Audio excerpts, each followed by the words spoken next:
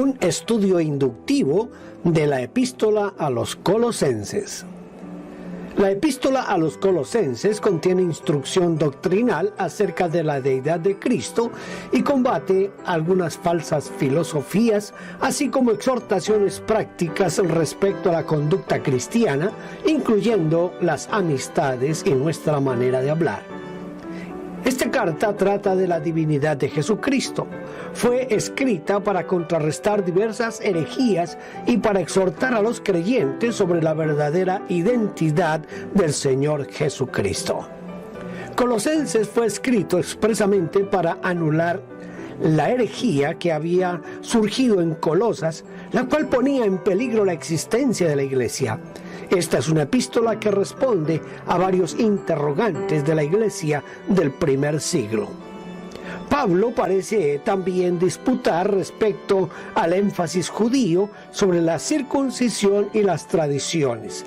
Aparentemente, la herejía provenía del gnosticismo judaico o de una mezcla entre el ascetismo judío y la filosofía griega, posiblemente los estoicos. Él logra un increíble trabajo en señalarnos la suficiencia de Cristo. Bienvenidos a este apasionante estudio de la epístola a los Colosenses. Bienvenidos. Ya después de haber terminado nuestro estudio de la carta a los Corintios, ahora vamos a iniciar nuestro estudio de Colosenses. Así que bienvenidos a este apasionante estudio de Colosenses. Padre, estamos aquí listos para comenzar, Señor, esta serie de enseñanzas, de estudios bíblicos de Colosenses. Te ruego que tu Espíritu Santo nos ayude a entender cada parte de este estudio y que seamos edificados en tu gracia y en tu amor. Amén y amén. Muy bien, entonces iniciemos nuestro estudio de Colosenses. Vamos a empezar leyendo Colosenses capítulo 1, los versículos 1 y 2. Pablo, apóstol de Jesucristo por la voluntad de Dios, y el hermano Timoteo, a los santos y fieles hermanos en Cristo que están en Colosas. Gracia y paz sean a vosotros de Dios nuestro Padre y del Señor Jesucristo. Vamos a mirar en un mapa en dónde está ubicado Colosas. Aquí tenemos el mapa. Espero que alcancen a ver mi puntero de mi mouse. Aquí donde está la parte roja nos está señalando dónde se encuentra Colosas. Bueno, casi todas las Biblias al final tienen una sección de mapas. Usted puede abrirla allí. Yo tomé este mapa de una página que se llama bibliatodo.com, pero casi todas las Biblias tienen esto. La ciudad de Colosas también en algunas partes lo va a encontrar con el nombre de Colosos o quizás de Colosai, en una región que era considerada en el tiempo del apóstol Pablo como provincia romana del Asia Menor. Allá en el valle del Lico, una rica zona textil y ganadera. En la actualidad, Colosas estaría en lo que hoy es Turquía, que a propósito, este fin de semana la ONU aceptó el cambio de nombre de Turquía, ya no se va a llamar más Turquía. Pero en realidad no existe hoy en día esa ciudad de Colosas y nadie podría indicar exactamente dónde está ubicada porque no quedan ruinas ni otras referencias, pero se calcula que estaba asentada más o menos a unos 200 kilómetros al este de Éfeso. A ver si ubicamos aquí Éfeso. Aquí está, por aquí está Pisidia, Elasia, Frigia, Misia, Bitinia, Acaya, Grecia. Y usted encuentra aquí todas las ciudades que rodeaban en ese tiempo a la ciudad de Colosas. La ciudad de Colosas. Entonces estaba más o menos a 200 kilómetros de Éfeso y formaba parte de un triángulo comercial entre la Odisea y Hierápolis. La ciudad de la Odisea distaba más o menos 50 kilómetros. En la ciudad de Hierápolis a unos 16 kilómetros de Colosas. Hoy en día, si quisiéramos visitar la zona, debemos dirigirnos a una ciudad de nombre Denizli. ¡Wow! Denizli. Ahora, ¿qué sabemos nosotros de la ciudad de Colosas? Yo tengo aquí unas fotografías de lo que podría ser hoy donde quedó Colosas. Esta es la ciudad que les acabo de mencionar, que se llama Denizli. Y siempre me ha llamado la atención como agua, pero es un agua como en unas caídas extrañas ahí que forman como piscinas, y siempre me ha parecido interesante. Algún día tendré que ir a visitar esta ciudad. Sabemos que en un tiempo Colosas fue una ciudad importante, rica y muy poblada, pero fue desplazada por la Odisea en el año 250 antes de Cristo, porque fue nombrada capital del distrito por Antíoco Teos. ¿Se acuerdan de Antíoco? Había uno que también se llamaba Antíoco Epifanes. Este hombre nombró a la Odisea como la capital, y eso le hizo perder importancia a la iglesia o a la ciudad de Colosas. A partir de ese momento, al perder importancia a la ciudad de Colosas, fue poco a poco despoblándose, a tal punto que el apóstol Pablo escribió esta epístola más o menos entre el año 61 y el 63 después de Cristo, y Colosas tenía una población muy reducida para ese entonces, y por supuesto las iglesias que había en Colosas eran también iglesias pequeñas, eran iglesias que no eran muy grandes, no eran muy numerosas. En el año 61 de la era cristiana, Colosas, la Odisea e Hierápolis fueron sacudidas por un gran terremoto, pero se recuperaron rápidamente con sus propios recursos. Esto es lo que podemos como medio conocer hoy acerca de Colosas. Ya no existe, recuerde, ya no existe, no quedaron ruinas de la ciudad de Colosas. Vamos a leer entonces los versículos 3 al 6. Siempre orando por vosotros, damos gracias a Dios Padre de nuestro Señor Jesucristo, habiendo oído de vuestra fe en Cristo Jesús y del amor que tenéis todos los santos, a causa de la esperanza que os está guardada en los cielos, y de la cual ya habéis oído por la palabra verdadera del Evangelio, que ha llegado hasta vosotros, así como a todo el mundo, y lleva fruto y crece también en vosotros, desde el día que oísteis y conocisteis la gracia de Dios en verdad. Ahora, note que aquí el apóstol Pablo está mostrando que Colosas, esto ya lo vimos, que es lo que acabé de mencionarles.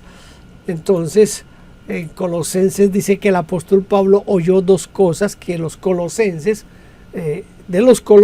que provocaron su continua gratitud a Dios en sus oraciones. ¿Cuáles fueron esas dos cosas? Primero, de la fe que los cristianos de Colosas tenían una gran fe, los hermanos de Colosas. Dice, siempre orando por vosotros, damos gracias a Dios, habiendo oído de vuestra fe en Cristo Jesús. Mire, su gratitud era motivada por personas que Pablo no conocía, que nunca les había visto, debido a que Pablo no fue quien comenzó esta iglesia. Recuerden, no fue Pablo quien comienza la iglesia de Colosas, sino que fue Epafras, que era uno de los colaboradores del apóstol Pablo. Él fue quien comenzó la iglesia en Colosas. Así que la gratitud de Pablo por los desconocidos, porque la iglesia era desconocida para Pablo, esto nos puede enseñar a ampliar nuestro círculo de oración y extendernos más allá de lo que conocemos personalmente. Tal vez usted me ha escuchado a mí, que tengo los miércoles un tiempo de oración por personas que nosotros no conocemos, pero sabemos que necesitan de Cristo Jesús, y eso es lo que realmente importa, que nosotros tratemos de orar por los que, aunque no conocemos, queremos que sean salvados para la gloria del Señor. En segundo lugar, expresó su gratitud a Dios porque oyó acerca del amor de los colosenses a toda la iglesia. Mire cómo lo dice: y del amor que tenéis a todos los santos. Al decir a todos los santos, indicaba que ellos servían y ayudaban sin discriminarlos, ya sea por la raza o por el trasfondo religioso o por la nacionalidad, la situación social o la situación económica. Nada de eso importaba. La amplitud de su amor era una característica especial de la iglesia de Colosas.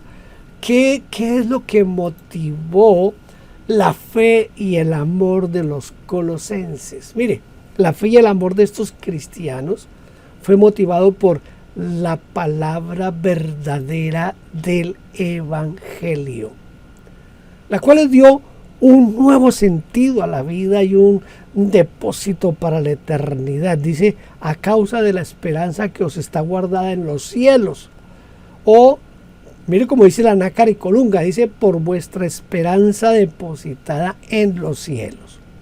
La palabra verdadera del Evangelio nos enfoca a nosotros en la eternidad. Tenga en cuenta eso. Cuando usted conoció a Cristo Jesús, cuando usted escuchó el mensaje de salvación, desde ese momento usted ha enfocado todo hacia la eternidad. Y esto produce aquí en la tierra una vida productiva, es decir, produce fruto y crece. Como dice el texto, produce fruto y crece también en vosotros. Y crece desde el día que oísteis y conocisteis la gracia de Dios en verdad. Dice la Nácar y Colunga. Toda persona que recibe la palabra verdadera del Evangelio entra en un proceso de cambio. Todos los que conocemos a Cristo cambiamos. Recibimos esa palabra y comenzamos a cambiar y comenzamos a ser transformados por medio de la gracia de Dios. Si este cambio no ocurre, es porque no es la palabra verdadera. O de pronto sí es verdadera, pero no se ha recibido, no se ha aceptado, no se ha creído en esa palabra, y entonces no hay conexión con la palabra y tampoco con la gracia de Dios en verdad.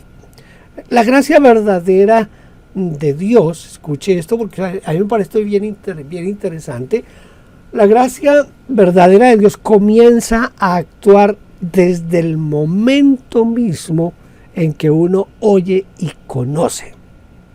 Dice el apóstol: desde el día que oíste y conociste la gracia de Dios en verdad. La gracia es la esencia misma del Evangelio. No solamente debemos anunciar, sino también hacer comprender la gracia. Ayude a que otros entiendan la gracia. Porque si alguien oye el Evangelio, pero no lo comprende, se queda a mitad del camino y el fruto se va a perder. El oír y el conocer va a producir fruto y va a producir también crecimiento. Vamos a leer ahora Colosenses. En el capítulo 1 vamos a leer los versículos 7 y 8 que dicen: como lo habéis aprendido de Epafras, nuestro consiervo amado, que es un fiel ministro de Cristo para vosotros, quien también nos ha declarado vuestro amor en el Espíritu. ¿No sabes? Es interesante lo que dice aquí el apóstol Pablo. Veamos las características distintivas de Epafras, que fue discípulo de Pablo y que fue quien realmente comenzó la iglesia en Colosas. yo creo que yo cometí aquí un error. Vamos a ver si fue aquí o fue más adelante.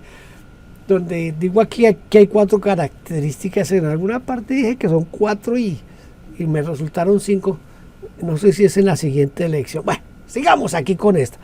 Entonces vamos a describir esas características. En primer lugar, Epafras se caracterizó por su don de enseñanza. Fue un discipulador de estos nuevos creyentes porque todo lo que sabían lo habían aprendido de Epafras. La palabra aprender en el griego es emásete, que también significa averiguar, descubrir, aprender por experiencia, estudiar en una escuela rabínica. Epafras no solamente les predicó el evangelio, sino que los incluyó en el programa de enseñanza, de descubrimiento y de aplicación práctica de lo que habían aprendido. En segundo lugar, Epafras se caracterizó por su disposición a servir y a obedecer. Pablo lo destaca diciendo nuestro consiervo amado. El término consiervo que utiliza aquí el apóstol Pablo significa compañero de esclavitud, porque también Pablo se consideraba a sí mismo como un esclavo de Jesucristo, es decir, dedicado de cuerpo y alma al servicio de Cristo. Pablo vio en Epafras un alma gemela y por eso lo llama consiervo amado. La tercera característica fue su fidelidad en el servicio en la iglesia. Dice que es un fiel ministro de Cristo para vosotros, o fiel diácono de Cristo dedicado a la iglesia. Y por último, como cuarto, Epafras hablaba bien de la iglesia. Escuche, hablaba bien de la iglesia, quien también nos ha declarado vuestro amor en el Espíritu. Es la segunda vez que el apóstol menciona el amor de la iglesia, añadiendo que ese amor es en el Espíritu. La versión latinoamericana le dio un nuevo sentido a esta expresión diciendo de la siguiente manera. Mire cómo dice la versión latinoamericana. Este buen ministro de Cristo me dijo cuánto me quieren en el Espíritu. Si esto es lo que quiso decir, debemos añadir que Epafras fue un mensajero del amor de la iglesia. Mire, escuche lo que le voy a decir. Usted trate de hablar siempre bien, positivo de su iglesia. Hable bien de su pastor, hable bien de sus líderes, hable bien de la iglesia. Porque cuando uno habla mal de la iglesia, tiene que entender esto. Yo soy parte de esa iglesia. Si estoy hablando mal de la iglesia, estoy hablando mal de mí mismo, ¿verdad? Entonces tengamos cuidado con ese aspecto que a veces como que no tenemos el cuidado.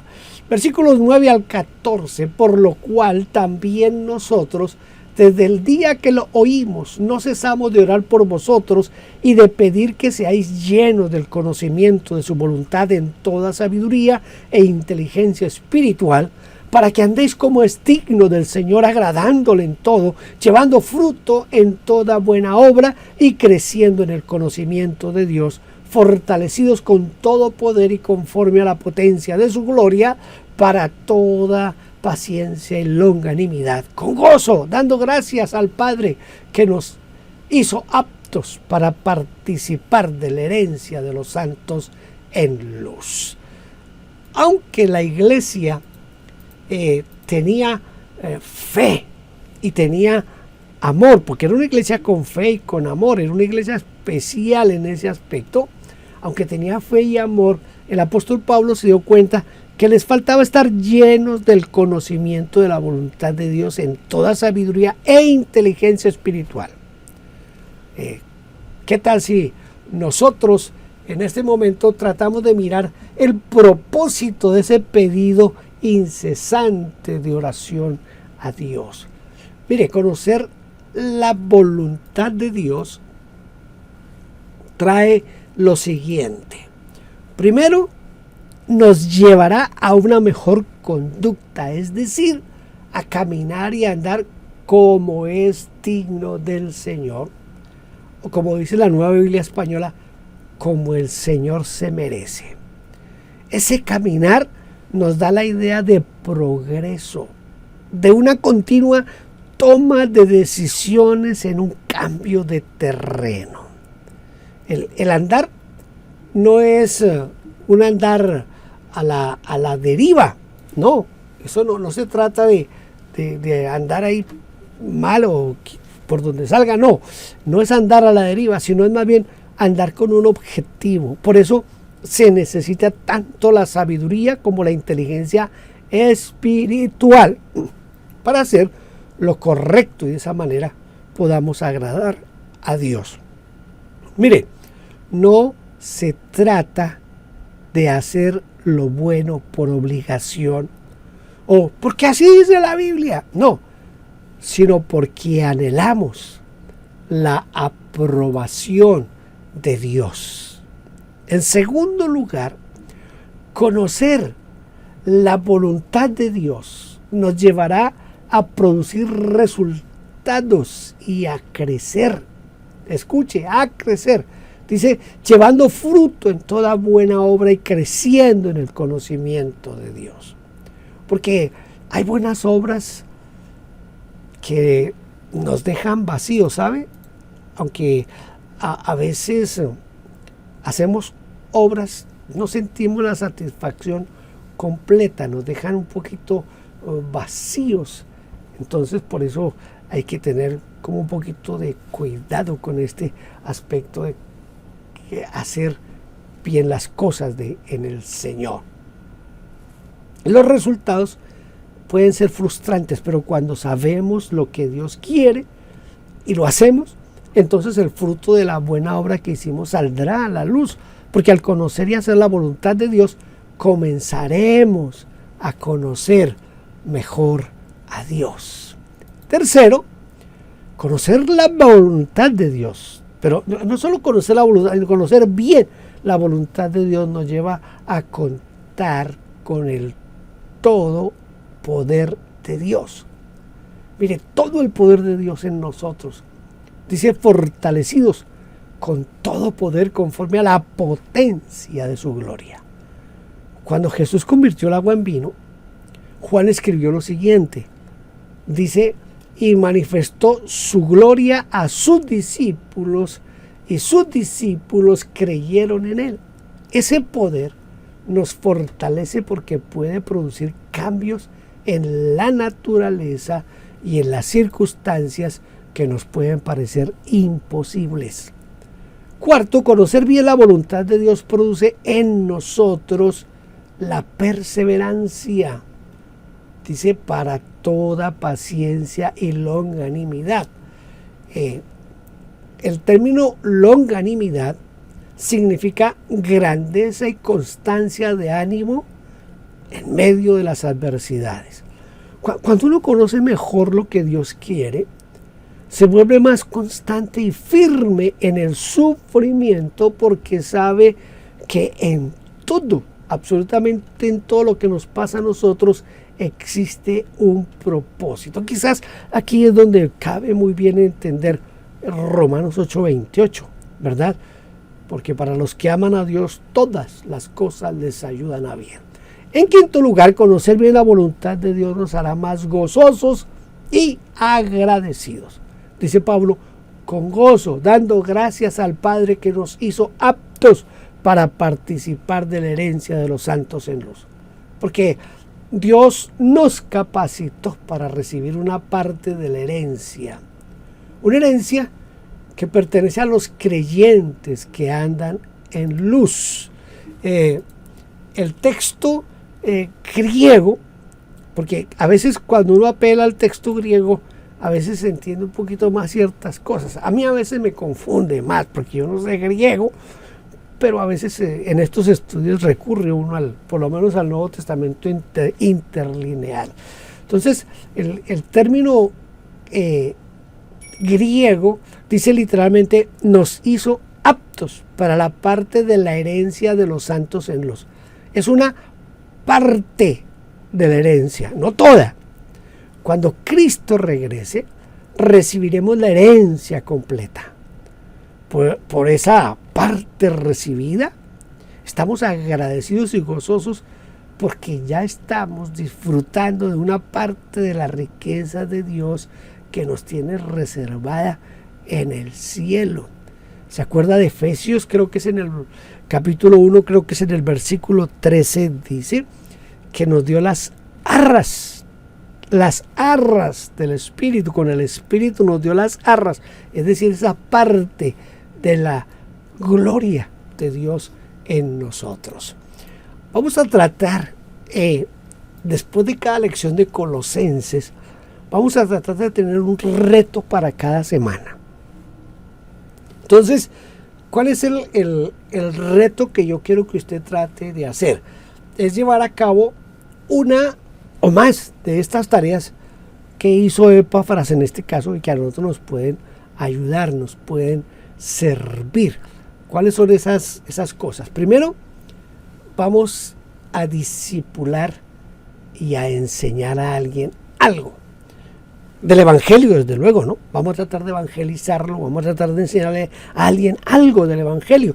Quizás se me ocurre a mí en este momento, de pronto usted podría pasarle a alguien el link de esta enseñanza para que la persona aprenda algo nuevo del Evangelio.